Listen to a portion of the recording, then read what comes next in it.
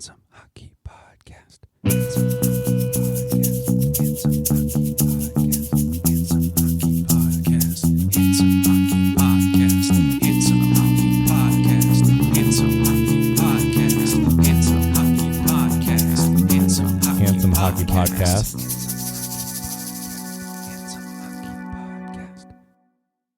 Ready to go? Mm-hmm. We're recording and everything? We are recording. Oh, so we do that thing where we say things before the recording starts and then we actually start the recording? Yeah, I didn't quite get as much of it as I wanted, but That's fine. It's probably best for, it's everyone fine. else. It's fine, Evan. You know what else is fine? Welcome to episode 46 of the Handsome Hockey Podcast. We are here from dark and sinister Portland, Oregon, where the leaves have not really started to change yet. Oh, come on. They're changing. They're going. It's gray. It's fall. It's nice. I don't know. It was kind of nice out today. Yesterday it was nice and sunny. It was like perfect fall pumpkin patch day. Went and did the pumpkin patch thing. It's fine, Evan. It was fine. It's fine. We had some lovely apple cider donuts that were better than fine. Cider's quite good. Apple cider donuts are way up there on the pantheon of donuts, and I don't think people really kind of recognize them for being as amazing as they are just because they're kind of a seasonal donut. So and because you have to eat them within 5 minutes of them being cooked for optimal donut freshness. As every donut should be, really.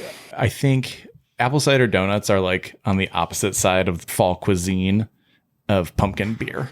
Oh, yeah. Apple cider donuts are incredible and pumpkin beer is garbage. Does that put like pumpkin spice lattes squarely in the middle? I'm not able to say anything about pumpkin spice lattes because I've never had one. They're However, fine. Aren't they like kind of like considered a basic bitch drink? Yeah, but they're also kind of spicy. There's like, it's a lot of sugar. It's good. I'll enjoy maybe like a PSL like once a year and really enjoy it. But will I put on some Uggs and leggings before I do so? Maybe. If not, I'd be very disappointed in you, and this show would never continue again. There are other versions of the like holiday spice latte that you can get. Like what? Just from other barista places that are pretty good. Other people's takes on the spice in latte thing. On fall. Okay. Well, this has been episode 46 of the Handsome Hockey Podcast. Thank you all for listening. The Handsome Latte Podcast. I'm apparently about to start drinking coffee, and this was fun. So check you later. You're one of the few people I know that does not drink coffee, and I highly respect that. I don't know if it's something worth respecting, but it's I just don't like it. It's not good. Before we dive into things on the mostly men's side today, we did want to acknowledge that the Premier Hockey Federation released their transgender inclusion policy, I think 2 days ago. From what I've read thus far, it seems like a definite step forward, but also has some real issues to it. We wanted to recognize that this had come out and is a big story. However, we're going to cover it way more in depth when we do our PHF preview episode here in a week or two. I'm frankly still kind of digesting, what they wrote and all of the implications and kind of gathering people's opinions on it. For sure. So that's out there. We see it. We know it. We don't quite understand all of the implications as of right now. So we're going to take a little bit more time to digest it. And then we will have some more on it when we do our PHF preview here in a couple weeks. Also on the serious side, Jimmy Hayes' family has released a toxicology report after his untimely death this summer.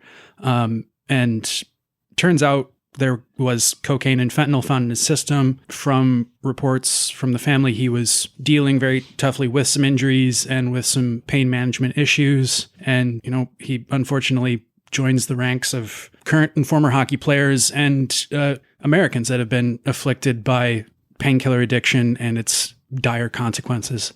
So our heart goes out to them as they're dealing with this news and hopefully gaining some closure over the situation. They had a lot of really heartfelt and incredibly, well-written things to say, well-spoken things to say about about this situation. I don't know if you want to dive into that a little bit more. Obviously a very tragic moment in, obviously the Hayes family's life, but also a now all too common American tragedy. We prescribe these incredibly powerful drugs to deal with pain management, and then we as the American medical association and as Americans in general don't really check ourselves or have people check on us. And then you see this kind of spiral. And kudos to the Hayes family. Jimmy's father also is named Kevin Hayes. Kevin Hayes, and for the Flyers is Kevin Hayes Jr. Yeah, I didn't know he was a junior. Neither did I. But Kevin came out and said, I hope getting Jimmy's story out there can save someone's life. And like many things in American culture, we don't talk about things enough. We don't talk about mental health. We don't talk about addiction. We treat those as diseases rather than treating them as, somebody who needs help. We're taught as Americans to kind of keep those things inside. And, I've been in therapy for almost 4 years now, and I think it's incredibly important for us to talk about those things. It's not you being weak, it's you being strong. And so for, anybody out there listening, if you're struggling with these sort of things, talk to people, talk to your parents, talk to your doctor, talk to anybody in your life that you trust to give you good advice or to just listen to you.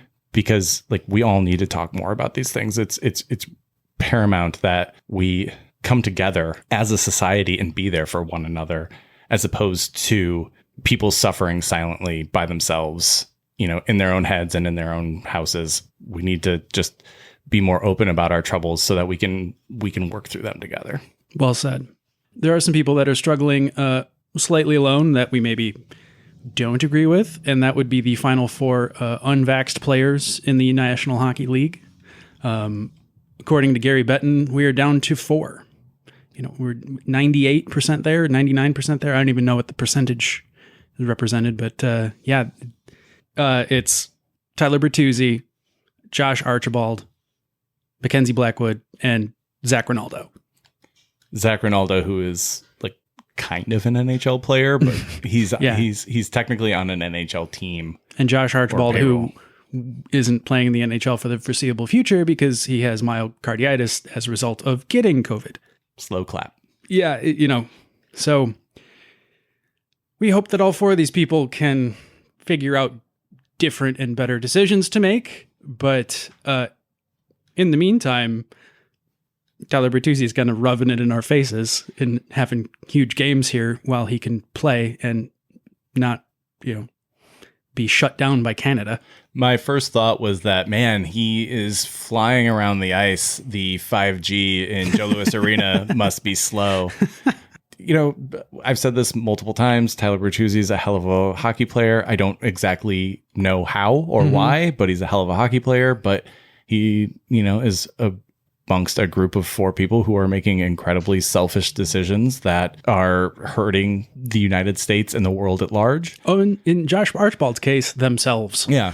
Thank goodness for that, right? I think it's hilarious that, it seems like the first defenseman that's really going to be able to stop Tyler Bertuzzi is Justin Trudeau. Hopefully he can defend his title as Prime Minister of Canada.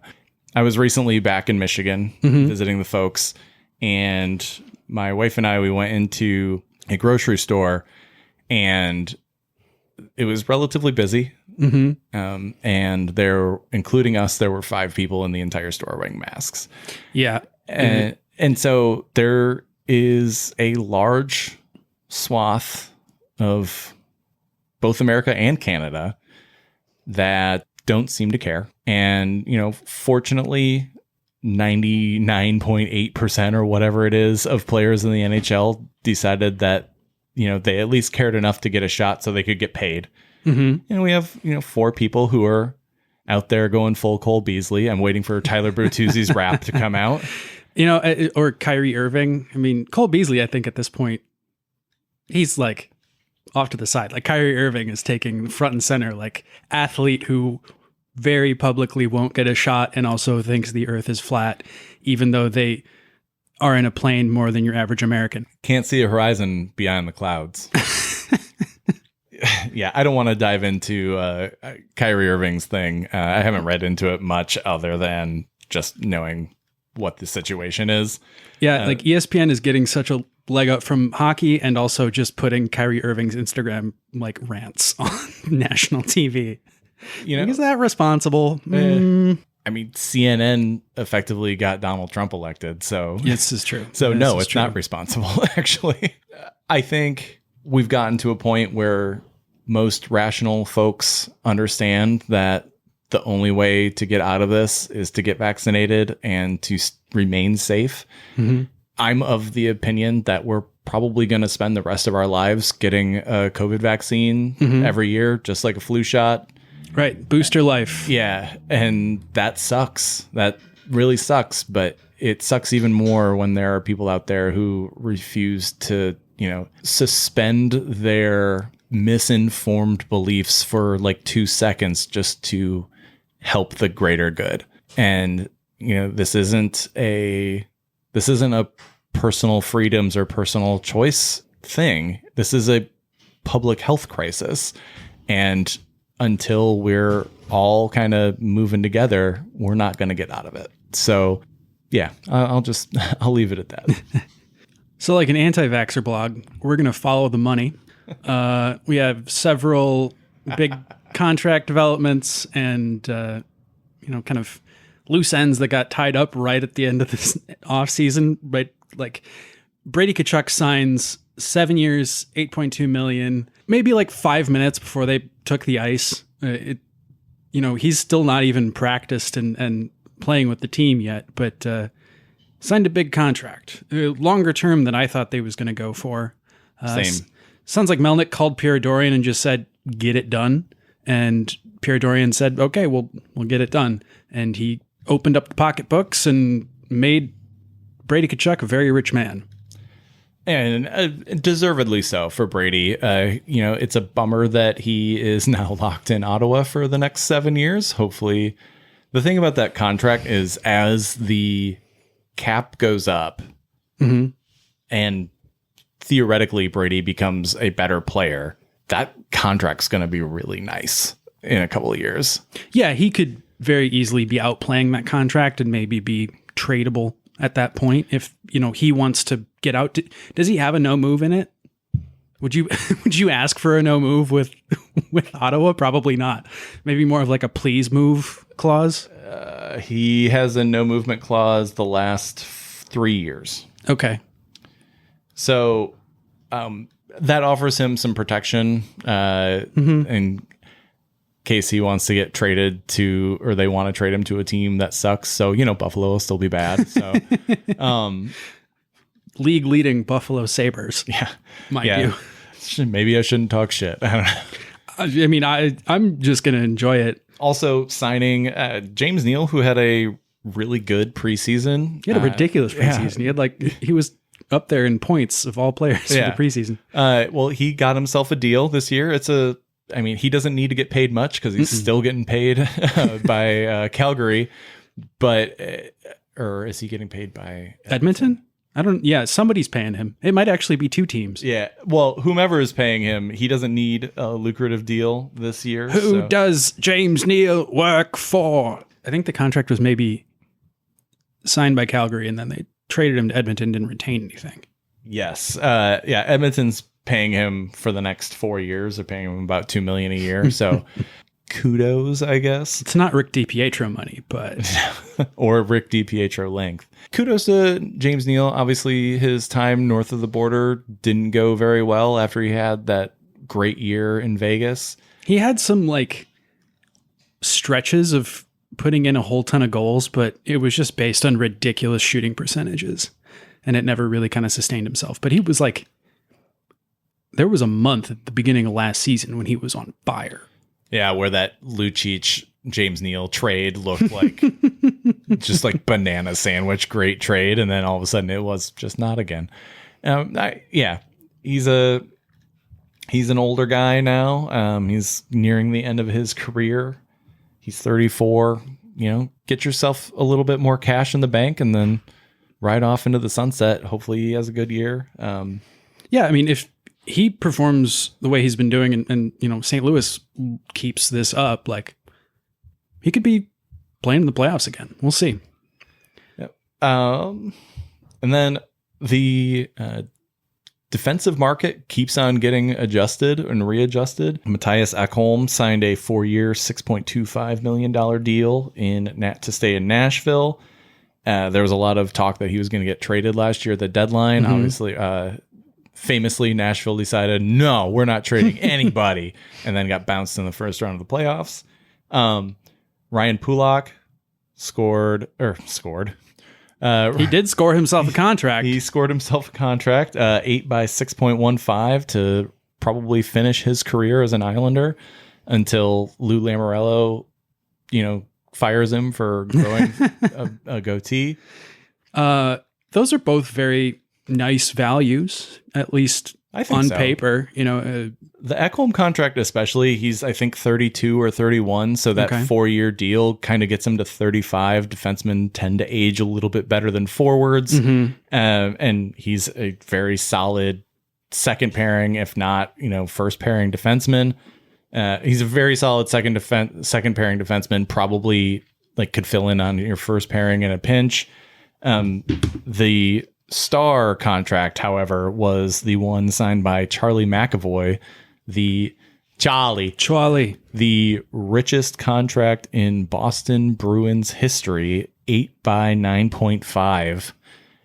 He just looked at Seth Jones's contract and says, I'll have one of those, please. Because I am 3 times as good. McAvoy honestly had a pretty stellar year last season and has been a very steady player for a long time now, like 4 or 5 years. I think this is a very deserved contract. It's going to be interesting to see what this means for Pasta moving forward. His deal's up in a couple of years and he's making just under 7, I think. Before this, David Krejci, I think, was the highest paid Boston Bruin, higher than Bergeron and Marchand and Pasta.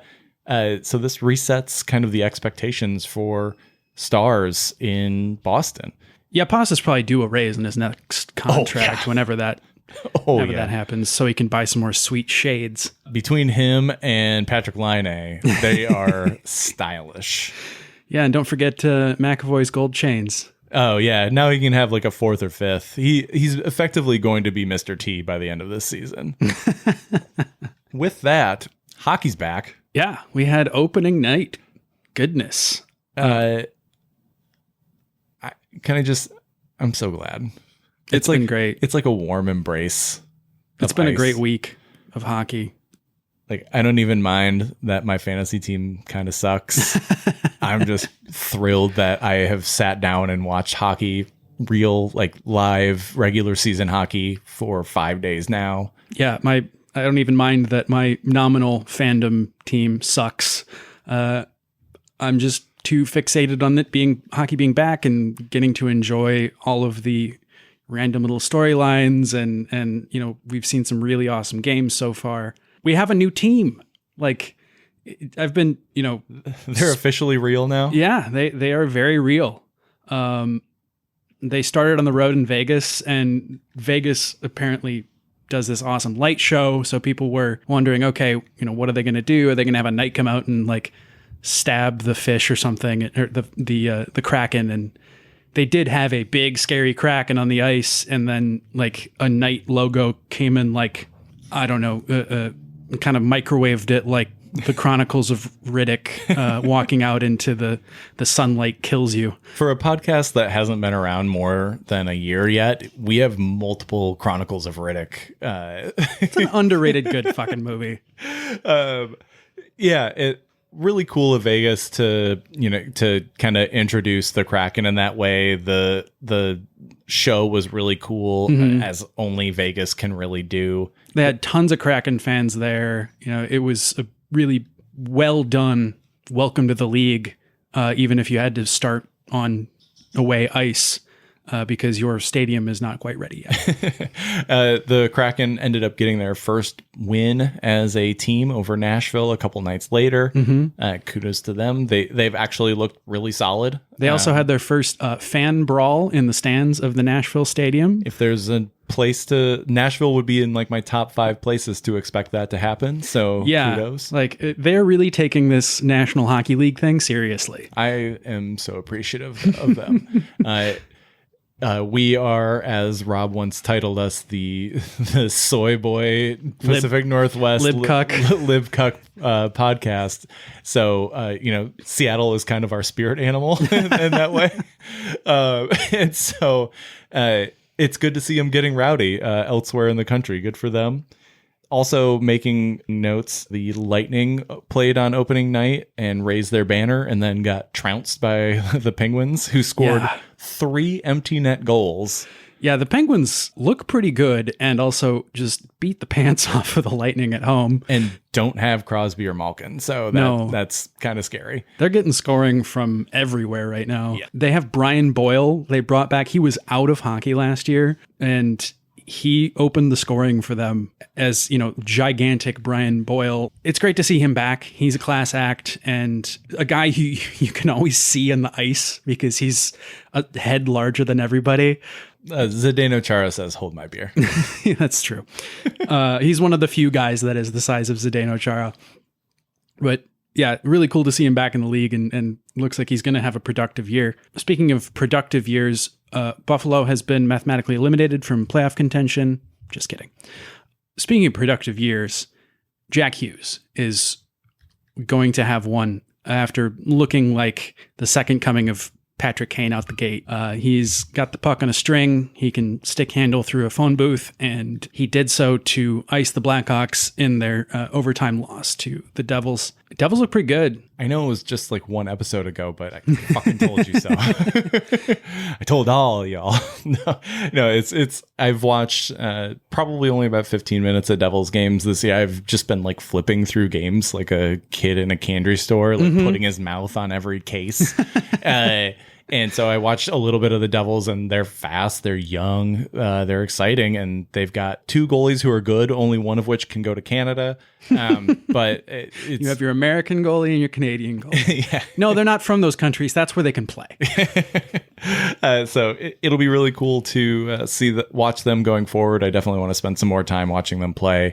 And Jack Hughes is he just ate the Super Mario mushroom. He is here. Also, epic celebration after winning in overtime. Just chucks his stick over the boards to the fans. Like, that's perfect. It's just chef's kiss. Quite a night for the Hugheses. Jack Hughes got his first overtime winner. Luke Hughes, I think, scored his first goal, and Quinn Hughes had an all-time pouty face. Yeah, Luke Hughes has actually has arrived in Ann Arbor. He had a really good weekend this weekend. But yeah, Quinn is he's sad Quinn Hughes. Which though the Canucks they won in Philly in overtime, or in a shootout actually. Yep. There was an amazing Claude Giroux goal on, I think they had an extra attacker and Couturier just like banks it off the backboards. Giroux calls for the puck, banked off the boards, and Couturier puts it in the right place, and Giroux one-times it in to tie the game and send it to overtime. That was incredible. There was also the goal that banked in off of the boards, off of Carter Hart into the pool. Yeah, Carter Hart does not look good. He looked real bad. He looks like he's starting out in full Carter Fart fashion, in which he ended last year. And gonna be the Martin Jones show. Yeah. So good luck with that, Philly. So we had a second opening night, second breakfast, if you will. Ovechkin injured himself on kind of making a dirty hit in the preseason. His injury, he was up to a game time decision, but he played and became a huge nothing burger. He's flying around like he's 5 years younger than he actually is, and posts a huge first game against what looked like an absolutely witless Rangers team. They look real bad. Yeah, like, did Tom Wilson single-handedly destroy that roster? A franchise. Now? Yeah. Adam Fox looks great. Outside of that, it's just kind of been poo-poo. Yeah. It looks, I think Capo Caco is hurt. Yep. Now he's to IR. I mean, he wasn't exactly lighting it up to start, but they don't look terrible, but they look like they've lost a lot of scoring talent that they direly need. Yeah. The Pavel Buchnevich loss is going to look real foolish by the end of the year, I'm going to guess. Right. And replacing him with Sammy Blaze, who, gets hits and then takes a bunch of penalties and is also out now. Yeah. That didn't go very well. I will say this, the Rangers did pick up a win the other day. Philip Hedl jumped on the Panarin line, and that was starting to kind of jumpstart them. Panarin's had a little bit of a slow start, probably by his standards. He's got a couple of assists, no goals. But yeah, the Rangers might be real rough this year. And they were a popular kind of playoff pick for a lot of people. So we shall see. In the Capitals-Rangers game, your first rookie scorer was Hendrix Lapierre, which is such a good hockey name. I think we should call him Jimmy. If they don't already, I don't. That's like any athlete ever named Campbell being nicknamed Soup. Like, you just kind of have to do it. Sorry, it says here, your name is Soup now. Well, I learned the other day that Jack Campbell his nickname is Soup in Toronto because it kind of like came out that he was planning on taking the entire team out for dinner and his preferred destination was Red Lobster. And Austin Matthews said, I'm not much of a Red Lobster guy, but I'll follow Soup anywhere.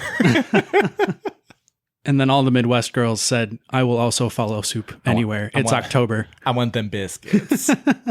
I've made so much soup the last couple of weeks. It's been great. I feel like the world's immersion blenders have been getting overworked this week. Canucks played the Oilers opening night number 2, and Duncan Keith got absolutely flattened by Tyler Myers in possibly the only good play he'll make this year.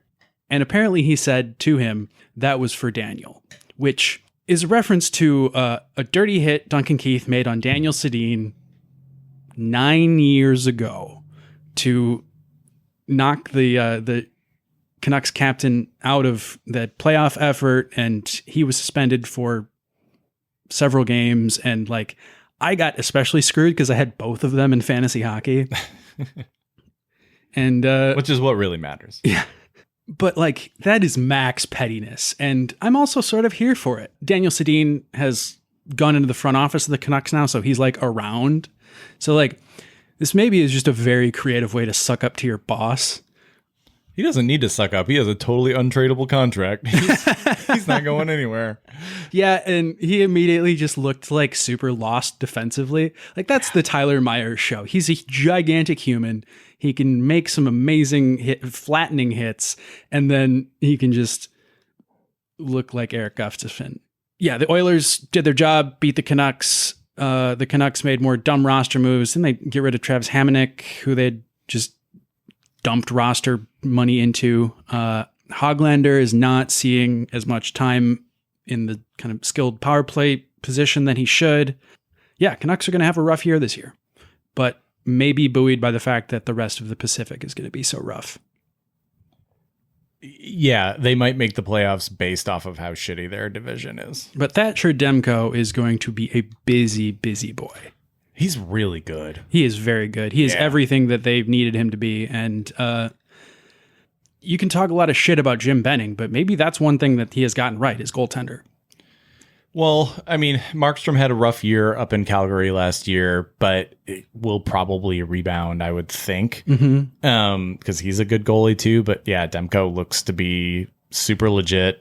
He didn't play against Detroit when Vancouver dropped one to Detroit the other night. That was Yaroslav Halak. It's going to be real interesting to see. I mean, Vancouver is such a crapshoot, really. Yeah, they're an absolute wild card of a team. I mean, I think it's going to kind of go how Elias Pettersson's shooting percentage goes. I think that's kind of going to be the main indicator for their season. Yeah. Speaking of which, welcome back. We missed you last year. In the Pacific, Ducks upended the Jets 4-1, and might be a lot better than a lot of people were saying that they were going to be this year. I think it's a sign of things to come that the Ducks kind of overachieved this year. Or the Jets might be bad. Yeah, I mean, which do you think it is? I'm not quite I'm hoping sure. it's the Ducks are good, because otherwise, like, me talking a bunch of shit about how the Jets are going to be good in our preview episode is going to look stupid. But yeah, that was a rough night. Hellebuck is going to have to be, it's looking like Hellebuck is going to have to be a Vezina candidate all year if the Jets are going to be good. But that's the same story for that team for the last 3-4 years. It's like they have these handful of incredibly important skill position players that if you lose one of, well, kind of screwed. And speaking of which, Mark Scheifele is now back after having to serve, embarrassingly, the last game he was suspended for his dirty hit in the playoffs on opening night. Yeah, congrats to him for making it back. So thrilled.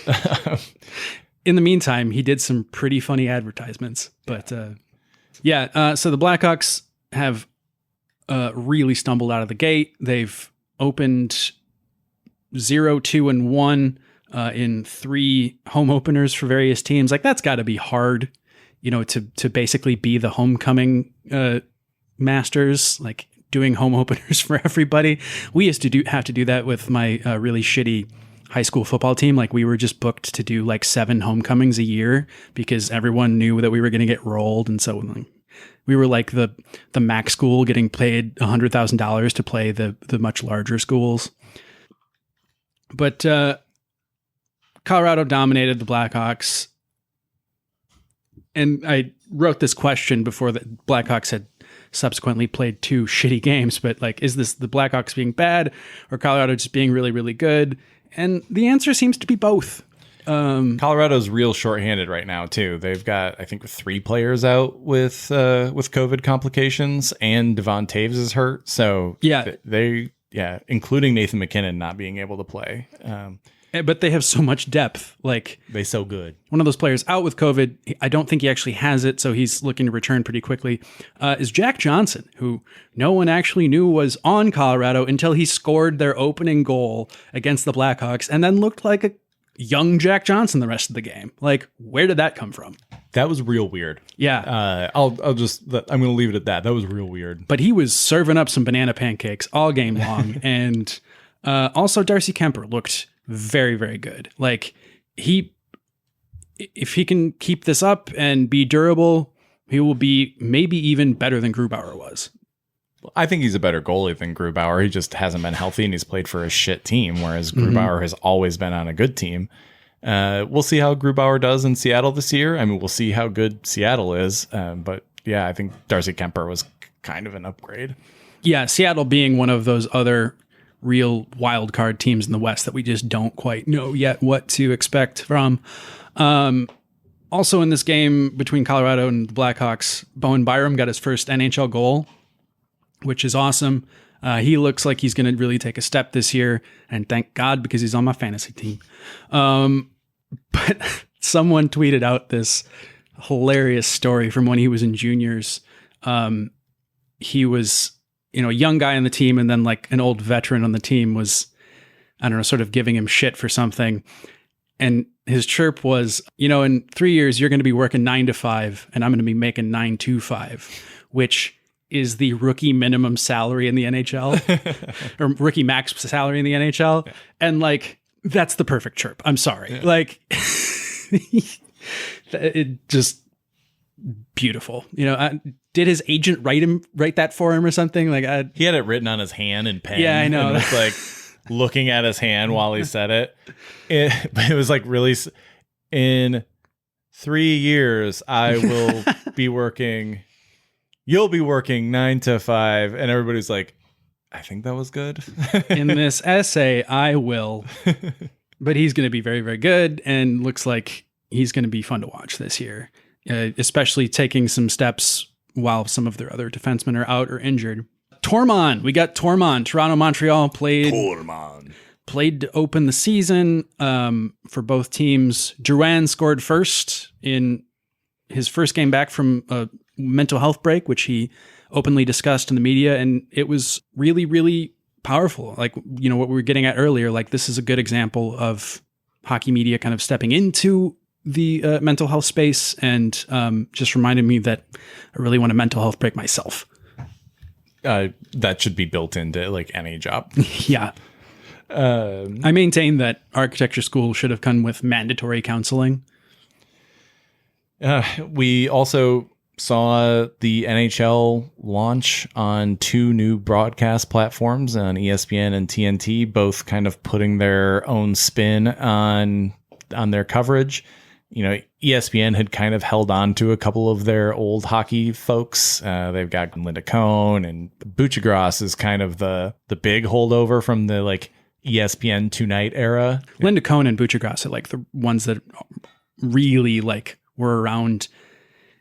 I saw a hilarious stat. It's like the players that are still on rosters from the last time that ESPN broadcast games, and it was like Zdeno Chara. It was Zdeno Chara and butterflies, effectively. Yeah, I think Ovechkin and you know, just a couple other people. Buchagras opened their coverage like making a joke about like he was confused. What is this? Like Colgate versus Cornell, or like because of course a college hockey joke was going to happen. Yeah, I mean that's his stick. ESPN has The Drop, which was pretty funny, live streamed on Twitter. I don't know if they're going to continue to do that or if that was just a one-time thing, but that was hosted by Greg Wyshynski. That was pretty funny. You know, they were kind of taking a puck soup sort of tactic to just a couch show with 2 guys. So that was fun. NHL and TNT was kind of a interesting madhouse, don't you think? I hope that continues too. We've all watched the NBC broadcasts for so many years now, and it was stuffy, it was tired, it was really white. Yeah. And so for them to have Barkley on and do Charles Barkley things, like, you know, they went out and signed Paul Bissonnette to be like hockey's Barkley. Mm-hmm.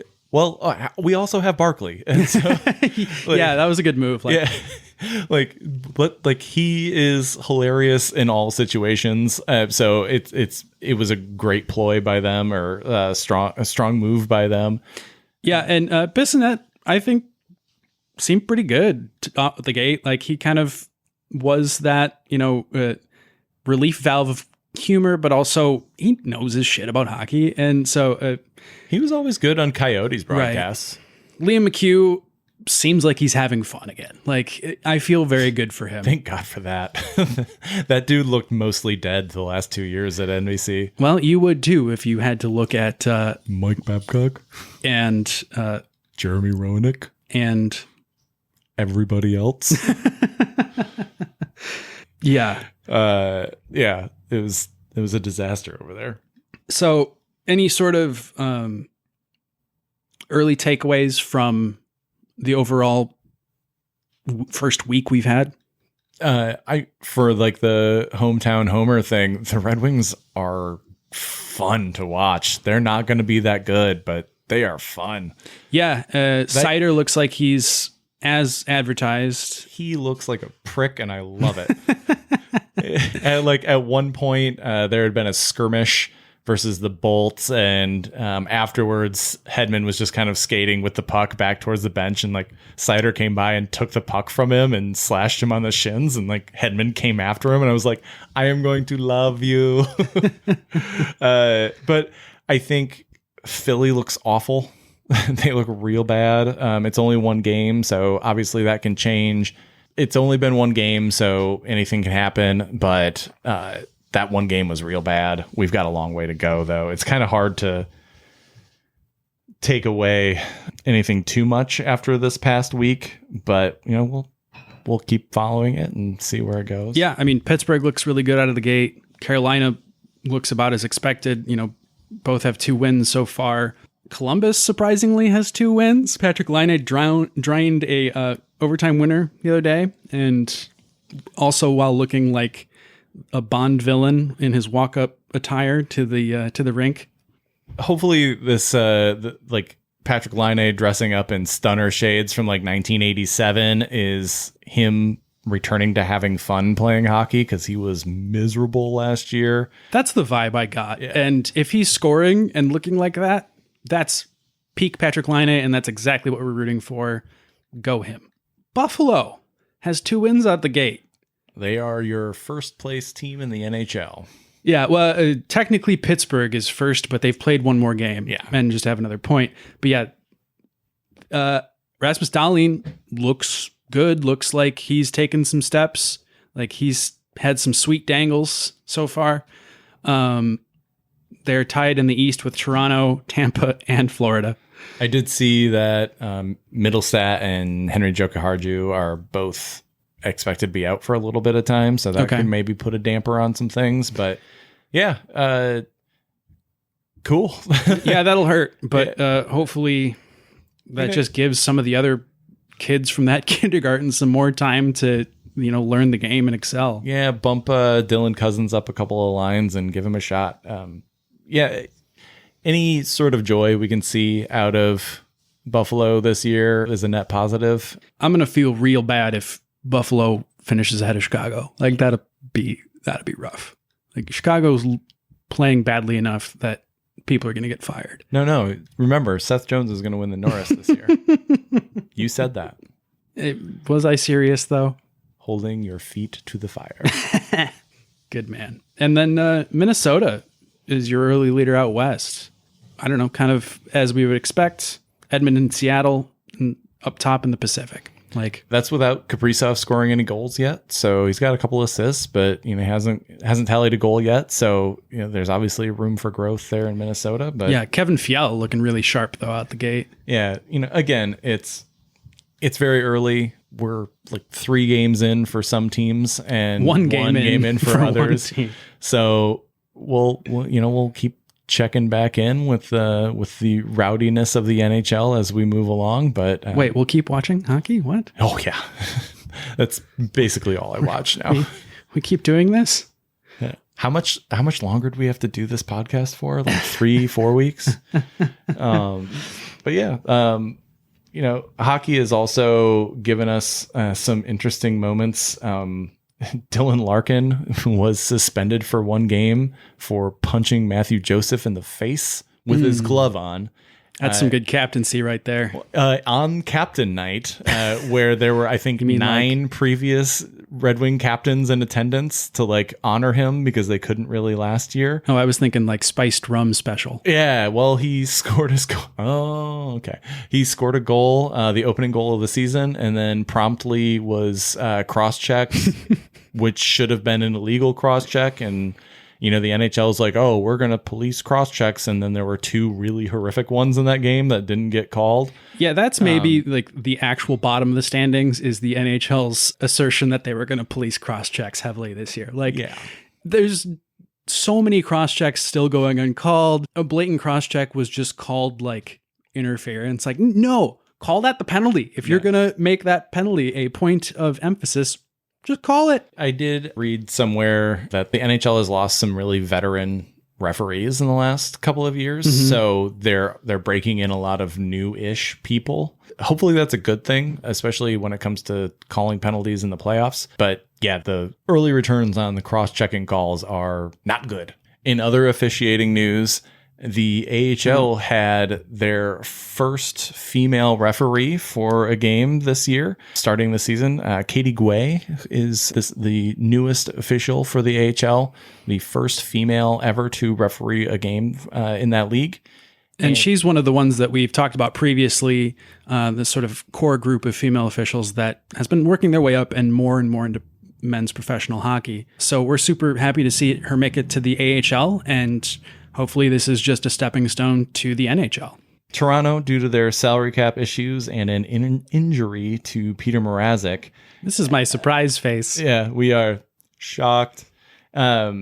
had to sign University of Toronto goalie Alex Bishop to back up Jack Campbell. I did see that they have, under the emergency exception, signed Michael Hutchinson to back up for a bit until Peter is back in the swing of things. But it's awesome to see, a nobody emergency backup goalie. We always love to see that happen. It's one of the kind of cutesy things of the NHL. And this kid got to take warm-ups with the club and then sit on the bench and look cool. Which I would do it in a heartbeat. Yeah, right. Yeah. Best seat in the house. Yeah. That backup goalie spot. Please don't get hurt starting goaltender. That's like being Peyton Manning's backup quarterback. You're not doing anything. Hold that clipboard. It really would have been poetic if Toronto had to put in their backup goaltender and instead of losing to the other team's backup goaltender, use their own to get a win. But, that would... C'est la vie, I suppose. Sorry, that would have been more of a Montreal joke. Also, we kind of want to end this on a couple of positive notes. One of which is the New Jersey Devils have last year started their Devils Buy Black program, which is focusing on lifting Black-owned businesses in their community. This year, they're taking it a step further, and I think this is super cool. Obviously, helmet decals or helmet advertisements are here to stay. The Devils helmet advertiser is Prudential. However, Prudential for 13 home games this year is going to allow the Devils to put the logo of a local Black-owned business on the helmet. Damn. That equates to $440,000 worth of advertising that Prudential is just kind of giving away. That's pretty cool. Which is awesome. It's great that the Devils are doing this. It's supposed to debut sometime in late November will be the first one. Okay. They're going to do it throughout the season. The NHL obviously has a rough history of, and hockey in general, of not showing support for communities of color or not being interactive with communities of color. The Devils doing this is really awesome. It's a small step, but it's also a kind of a huge step. I mean, how many people are going to be at Devils games? How many people are going to be watching Devils games on TV, especially if they're good? Like, hopefully, some of these games are nationally broadcast, so you'll see a couple of these guys, a couple of these Black-owned businesses on ESPN or TNT broadcasts. That would be amazing to see. It's a really cool step for the NHL, and hopefully we'll see a lot more of it in the coming weeks, months, and years. Another important piece of news on the sort of hockey culture front is Jashvina Shaw and Evan F. Moore have put out now officially Game Misconduct, which is their book about hockey's toxic culture and how to fix it. I just got my copy, got hardcover that just came in the mail yesterday, and I look forward to digging into it and cannot say enough about these people and what they do, reporting on hockey, reporting on the social issues within hockey. And, it's taken them a lot of courage to write this book, I'm sure. It's, you write something like this in a sport that is as completely insular as hockey, and you potentially close a lot of doors for yourself. And so Evan's completely right to write something of this nature, to put it out and sign your name to it. It's a very bold step, and I think that step needs to be recognized for what it is. If you don't follow these folks on Twitter, they're great Twitter feed follows, always with a lot of insight into the ways in which hockey culture negatively impacts peoples of color. And so read the book, buy it, digest it, enjoy it, and support them. It's called Game Misconduct, and you could probably get it wherever you want. Buy it from a small local bookstore.